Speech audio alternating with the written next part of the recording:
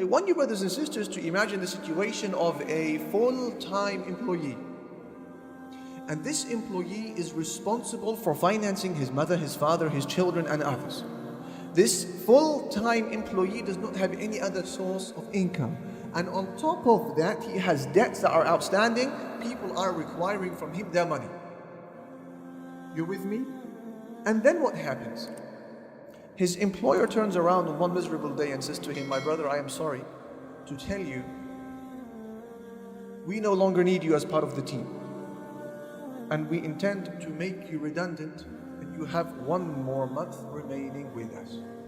Meaning, 30 or so days from that time, he's going to have no more income coming in to supply his family and to pay off his people who are requesting him for money. How will this person behave, honestly speaking, and let's be transparent here. How will this person behave? Do you think that person will be able to sleep well that evening? Will he be seen wasting any time or wasting any money? Or would that person be tossing from side to side on his bed that night and running around frantically from person to person, from business to business, from opportunity to opportunity? Even if it costs him his health and his time and his tears and his sweats, he will do so much just to ensure that by the time that month elapses, he has a source of income so that he can feed his family. Agreed? This, brothers and sisters, is how you and I behave when our worldly interests are threatened. When there is a fear that your continual source of money is going to come to a stop, we panic and we do so much when our livelihoods are threatened or the livelihoods of our families. And that's why in Japan at this moment in time, this was an article published by the BBC not too long ago saying that the rate of suicide amidst the elderly in Japan is phenomenal. The elderly, not the youth, like we have here as an issue in Europe and in the West at large. The elderly. How come? Because you see, the financial system pays out to the families of suicide victims in Japan. And so these poor elderly grandmothers and grandfathers, they find no better way to secure the financial future of their children and their children's children whom they are worried about other than to take away their own lives. What does that mean? It means this is how we behave as human beings when our dunya, when our worldly affairs are under threat. Now I ask you, dear brother, dear sister, how then should our concern be as Muslims who believe in an eternity in paradise or hell?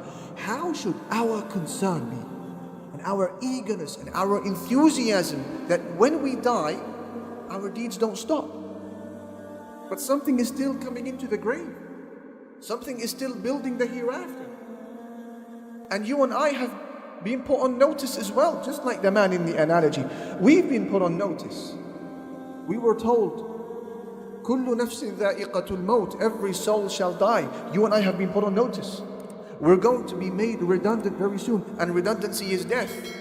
And that is when people will divide into two camps. People whose deeds die with them, and people who are not affected in the least by their departure from this world. Because they had left behind them a project, a strategy. They were active Muslims. And so there are good deeds feeding into their grave and enhancing their life and making their Jannah even more beautiful even after they have died.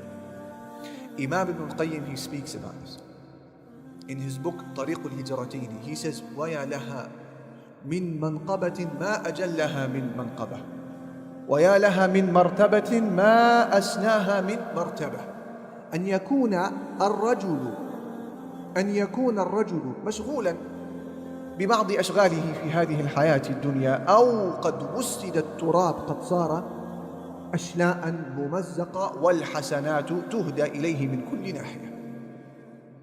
He says, what a high status it is and what a beautiful lofty position it is when somebody who could be busy in the life of this world doing certain worldly activities, or he may have even died, but despite that good deeds are being gifted to him from so many different avenues.